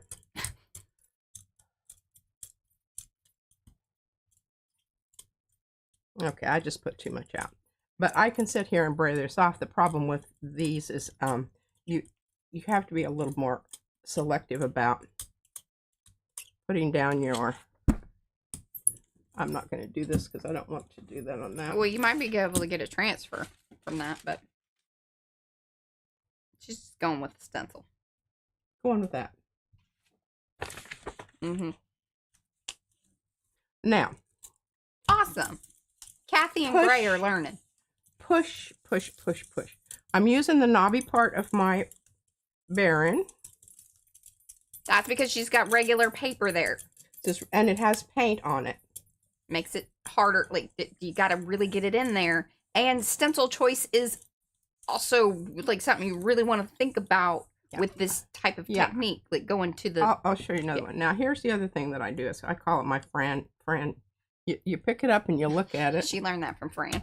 And then you pick it up and you look at it this way. And look at that. I mean, cool. That's some pretty, that's mighty fun. Yeah. Turpentine. But a stencil with good openings, wide open spaces. Yes, it's going to be much more ideal when utilizing a, like the 32-pound hammer mill paper. That's what she had. Plus, it had paint on it. Mm-hmm. Yeah. Okay. Hey, Anthony. Now, I'm not going to clean up my edges on this, simply because I really would kind of like that little extra there to pick it up so I don't have some white showing when, when that happens. And there you can see. And this stuff dries pretty quick. And it dries, by the time I get it over there, it'll probably be dry. But I'm just going to grab another one. And you got 9 minutes. I'm just having trouble. I don't know what's in there that's stopping the forward momentum of my... Okay, now let's talk about this one. So we were talking about the chicks, y'all. Orifices. Mm-hmm. Mariah was just talking about orifices. Yes. This is a booger bear to get stuff down in there. Yeah. This really is if you want to get the okay. This is where it's also tricky in understanding layering and when are you putting paint down onto the plate and then pulling it through the stencil? Like that's what she just did with the happy streak. That's what I did with this. That ideally works. 2 reasons. She has, so she was using the 32-pound hammer mill. That was a heavier paper. That worked because the openings are nice and big. The smaller the openings get, the thinner you want your paper to be to do that technique. And you really, I hesitate, putting this onto something that already has paint on it. Because number one, it doesn't stick that well anyway. Yeah. And it's also a lot heavier and stiffer. Because now it's not only stiff paper, but it's going to resist more. It has more. It's not going to get down into those little crevasses where I need it to go. So when I do this and when I want to leave the underneath side. Size matters. Size matters. So what I'm going to do here is I'm going to pull this back up. I'm going to put my paint down. But I'm going to use tissue paper to take up the, no. Okay, so here's the thing. I'm going to use Hold on. And I'm going to do this. So if you want the lines, yes? You want the lines? No, I don't really care. I just know that I'm trying to deal with the pattern here. And if I want the pattern so that I can have the pattern to use it with something else.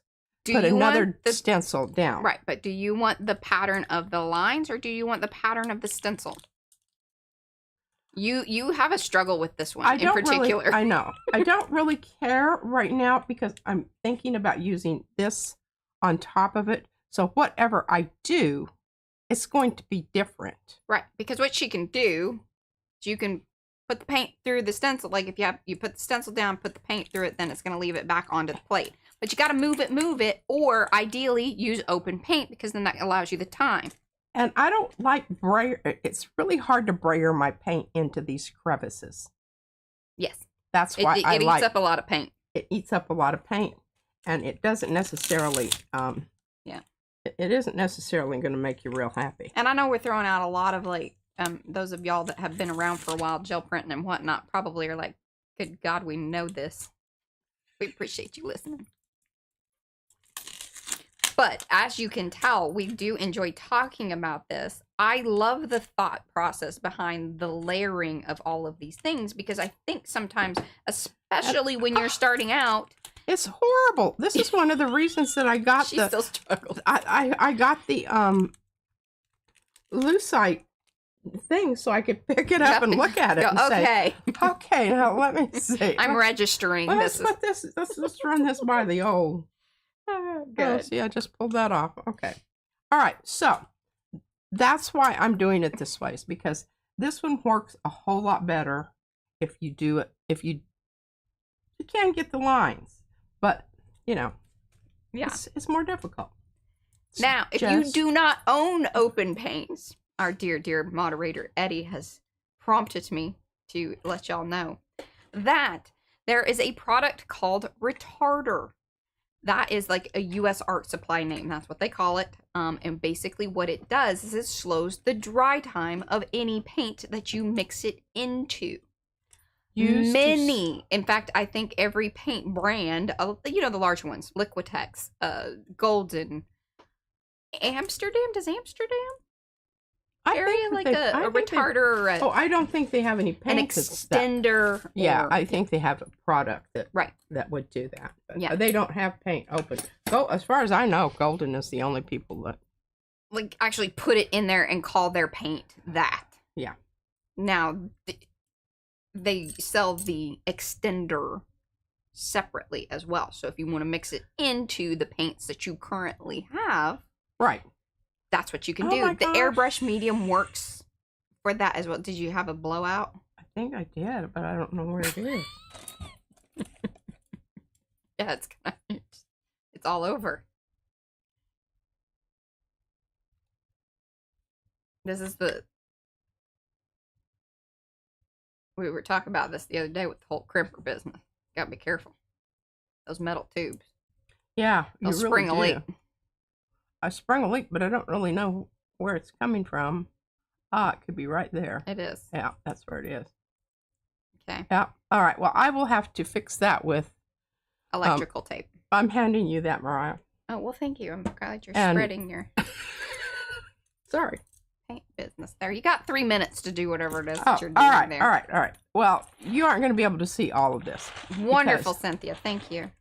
This is one of those things where this is open paint and it will still be on there. And this is one of those ones I didn't think.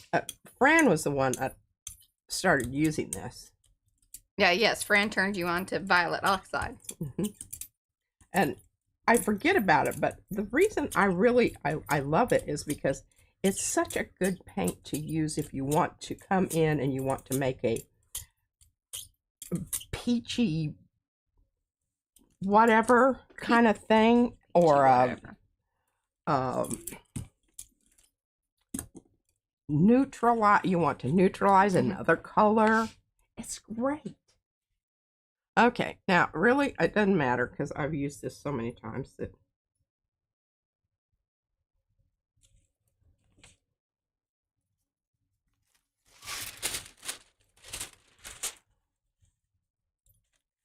so same technique as she just had done with the bronze, right? Yeah. Right. And what's great about this and using the tissue paper is because you can see right away where you need to you really need to come in and it's a more of a visual of, hey, I need to get that area. I want to get this up because I want to come back in and pick up this ghost print that's going to be underneath this, because this is the kind of lines that I really want. I don't want these. I want the negative space. If you wanted these lines in their true thickness, the better thing to do would be put the paint through the stencil onto the plate, then put the print down to get these particular lines. She's going for a different. Flop off. Yeah. That would work. Bye, Christy. Thanks for hanging. Oh, that is a good idea. Chiquita says hot glue to seal the tube. Oh, yeah. All right. I think we did a pretty good job there. Seeing a little bit right there. Do a Fran here and check it out. Now, I'm not looking so much. I'm just seeing what's left behind, because this is going to be more of a...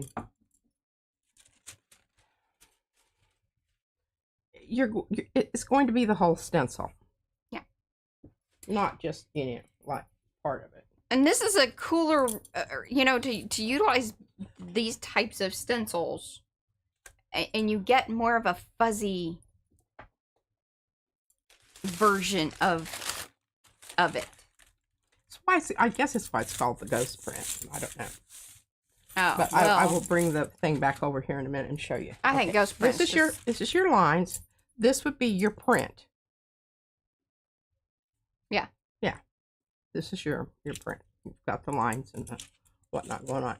And you can get the same thing. It's like the first go at the paint. It's the first go. There you go. It's the first go at the paint. The first go.